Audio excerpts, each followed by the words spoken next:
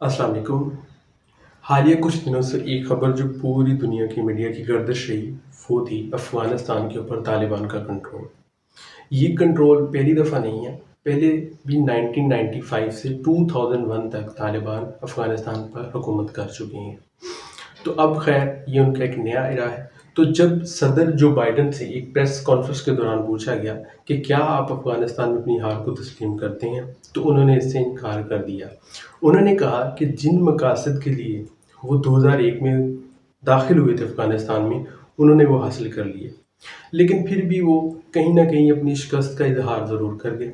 उन्होंने एक फ़िक्रा बोला प्री कॉन्फ्रेंस के दौरान, the Afghanistan is the graveyard of empire. ये फ़िक्रा उन्होंने क्यों बोला? ये फ़िक्रा बोलने की उन्हें ज़रूरत क्यों महसूस हुई? तो चलिए आइए देखते हैं कि हिस्ट्री में इस इलाके में ऐसा क्या होता रहा है कि उन्होंने इस फ़िक्रे का इज़हार किया। तो सबसे पहले हमें जिस एम्पायर का इस खित्ते में ज़िक्र मिलता है वो है पर्शियन एम्पायर। पर्शियन एम्पायर ने 550 बीसी में इस इलाके को फ़तह किया।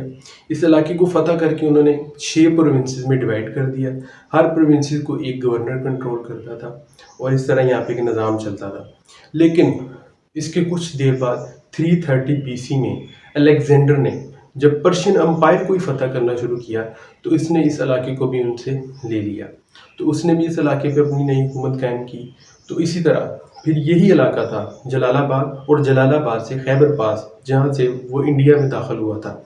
लेकिन उसकी कुछ देर बाद ही जब अलेक्जेंडर की वफ़ात हुई, तो इस इलाके में मौजूद ग्रीक एम्पायर के जो गवर्नर थे, उन्होंने इस इलाके को अपने कंट्रोल में ले लिया, अपनी अलहदा वहाँ पे यानी कि हुकूमत कायम कर ली। लेकिन वो भी कुछ ख़ास चल ना सकी। फिर अलेक्जेंडर की डेथ के बाद यहाँ पर एक नई किंगडम कायम हुई जिसका नाम था बैक्ट्रियन किंगडम। 1970 के अंदर अल-ख़ानम में खुदाई हुई, तो वहाँ पे कुछ आसार मिले जिसमें नज़र आ रहा था ग्रीक सिविलाइजेशन का, बुद्धिज़्म का।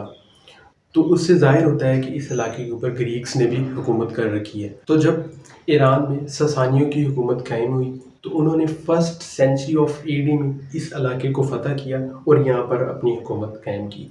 सालों तक ये इलाका उनके कंट्रोल में रहा। तो 7th सेंचुरी के अंदर जब इस्लाम फैलना शुरू हुआ, तो हज़रत उमर फ़ारूक रज़ी अल्लाह ताला अन्हु के दौर में भी इस इलाके को फ़तह किया गया। तो इस वजह से आज भी यहाँ पर मुसलमानों का सबसे ज़्यादा आबादी पाई जाती है। तो इस्लाम का सबसे पहले फैलाव हज़रत उमर रज़ी अल्लाह ताला अन्हु के दौर में इस इलाके में हुआ। तो इस तरह 7th सेंचुरी से लेके 10th सेंचुरी तक इस इलाके के ऊपर मुसलमानों ने हुकूमत की, जिसमें सबसे पहले खुलफाए राशिदीन का जिक्र आता है, फिर उसके बाद उमय्यद डायनेस्टी का जिक्र आता है। 13वीं सदी के शुरू में जब मंगोलों का अरोड़ शुरू हुआ, तो उन्होंने इस इलाके को भी फ़तह किया। चंगेज़ खान ने अल-ख्वारिज़मी नाम की एक जंग में इस इलाके को फ़तह किया। फिर उसके बेटा उगदाई खान और उसके साथियों ने मिलकर यहाँ पे खूब कत्लेआम किया। लोगों की जान और माल को ज़ाया किया गया। एक इलाका था जहाँ के तकरीबन तमाम जो मर्द हज़रात थे उनको मार दिया गया। औरतों के साथ ज़ुल्म और ज़्यादती की। इस इलाके के ऊपर उन्होंने अपनी जबर और सल्तनत कायम रखी। इस इलाके को काफ़ी नुकसान पहुँचाया उन लोगों ने। आज भी इस इलाके के कुछ लोग अपने आप को मंगोल डिसेंडेंट कहते हैं। फिर 1385 के अंदर अमीर तैमूर लंग ने इस इलाके को फ़तह किया और तैमूरी सल्तनत का हिस्सा बनाया। उसने यहाँ की हज़ारा कम्युनिटी और तुर्क कबाइल से मिलकर एनाटोलिया की जंग में भी फ़तह हासिल की थी। और फिर 16th सेंचुरी के शुरू में मुग़लों ने बरसगीर के अंदर अपनी हुकूमत कायम की, तो उन्होंने भी इस इलाके को फ़तह करना की कोशिश की, लेकिन वो इसमें कुछ खातिर ख़्वाह कामयाबी हासिल ना कर सके। तो इस तरह ये इलाका काफ़ी देर तक वहाँ के मकामी लोगों की कंट्रोल में रहा।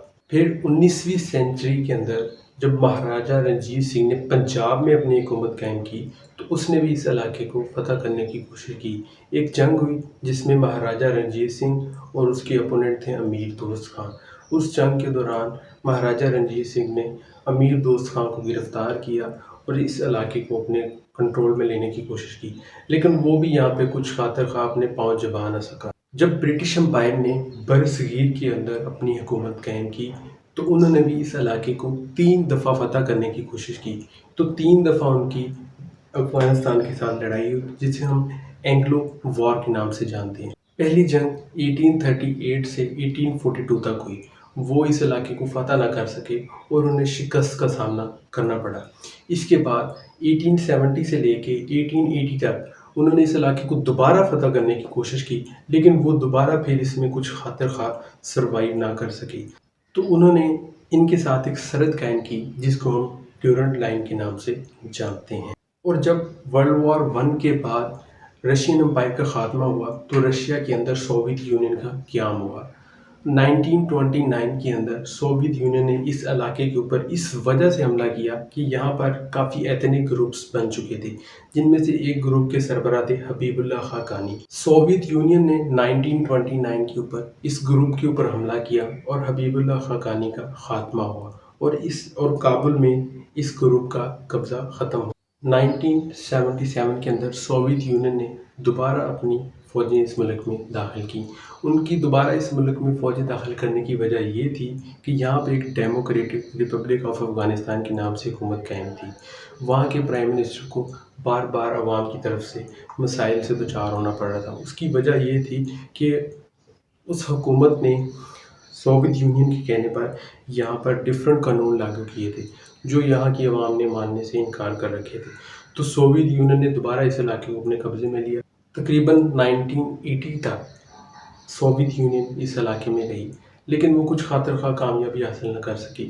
اس کی وجہ کہ انہیں ڈیفرنٹ مسائل سے دوچار ہونا پڑا اور پاکستان نے اور امریکہ نے مل کے سوویت یونین کو افغانستان کے اندر شکست دی، اور اس طرح 99 میں سوویت یونین کا بھی افغانستان میں اختتام ہوا۔ 1995 سے 2001 تک افغانستان کے اوپر طالبان نے حکومت کی۔ طالبان کے بانی ملا عمر نے اس علاقے کو فتح کیا اور یہاں پر اپنی حکومت قائم رکھ سکے۔ لیکن 2001 میں ایک واقعہ پیش آیا جسے ہم سب 9/11 کے نام سے جانتے ہیں۔ تو 9/11 کے واقعے کے بعد اس کا سارا الزام طالبان کے اوپر آیا، تو امریکہ نے اپنے اتحادیوں کے ساتھ مل کر سن 2001 میں اکتوبر کے مہینے میں اس علاقے کے اوپر حملہ کر دیا اور انہوں نے کچھ ہی دیر بعد کابل کو فتح کر لیا اور یہاں پر ایک نئی مقامی حکومت قائم کر دی۔ 2001 سے لے کر 2020 تک افغان طالبان اور امریکی اتحادیوں کے درمیان جنگ رہی۔ اس جنگ کے دوران کافی معصوم لوگوں کی جانوں کا ضیاع بھی ہوا، افغان طالبان بھی کافی مارے گئے اور اسی طرح امریکی فوجیوں اور ان کے اتحادیوں کی بھی فوجیوں کی جانیں بھی گئیں۔ اور اس جنگ کے دوران تقریباً $2 ٹریلین امریکہ نے خرچ کیا۔ 2019 میں جب صدر ٹرمپ کی امریکہ میں حکومت تھی تو اس نے ایک معاہدہ کیا افغانستان طالبان کے ساتھ دوحہ قطر کے اندر اور جنگ بندی کا اعلان کیا۔ اس جنگ میں تقریباً $2 ٹریلین امریکہ نے خرچ کیے، لیکن انہیں اس کا کچھ بھی خاطر خواہ فائدہ نہ ہوا۔ اس کی وجہ یہ کہ افغان گورنمنٹ جو انہوں نے قائم کی تھی وہ 2 یا 3 ماہ بھی اسٹیبل نہیں کر پائی اور انہیں افغان طالبان کے سامنے ہتھیار ڈالنے پڑے، اور اس طرح امریکہ کے صدر کو اپنی شکست کا اظہار تو کرنا ہی پڑا۔ تو اس طرح امریکہ کے صدر جو بائیڈن کو اپنی ہار کو تسلیم کرنا ہی پڑا، چاہے وہ مانے یا نہ مانے، لیکن انہیں کچھ خاطر خواہ نہ فائدہ ہوا، الٹا کافی نقصان ہوا، ان کی اکانومی کو نقصان ہوا، لوگوں کی جانوں کا ضیاع ہوا، خطے میں بدامنی رہی جس کا شکار ہم بھی رہے، پاکستان نے بھی دہشت گردی کا سامنا کیا۔ تو اب دیکھنا یہ ہے کہ طالبان وہاں پہ اپنی حکومت کس طرح کی قائم کر سکتے ہیں، آیا وہ وہاں پہ اسلامی حکومت قائم کر سکتے ہیں یا نہیں کر سکتے ہیں، اب ان کے لوگوں کے ساتھ تعلقات کیسے ہوں گے، وہ اپنی عوام کو کیسے سیٹسفائی کر سکتے ہیں، دوسرے ممالک کے ساتھ وہ کیسے تعلقات قائم کر سکتے ہیں۔ اور ایک اور بات جو اینڈ پہ میں بتانا چاہتا ہوں، اب ریسنٹلی ایک نیوز چل رہی ہے جس کے مطابق کم و بیش $3 ٹریلین کی معدنیات ہے افغانستان کے اندر، جس کے اوپر نو ڈاؤٹ امریکہ کی اور دوسرے ممالک کی نظریں بھی جمی ہوئی ہیں۔ تو ابھی دیکھنا یہ ہے کہ افغان طالبان دوسری حکومتوں کے ساتھ کیسے تعلقات قائم کرتے ہیں۔ تو آپ کو میری یہ ویڈیو کیسی لگی؟ اس ویڈیو کو لائک کریں، شیئر کریں اور کمنٹ میں اپنی رائے کا اظہار ضرور دیں، اور مجھے سپورٹ کریں اور میرے چینل کو سبسکرائب کریں، اور ملتے ہیں ایک نئی ویڈیو کے ساتھ، کسی نئی ٹاپک کے ساتھ۔ تب تک کے لیے اللہ حافظ۔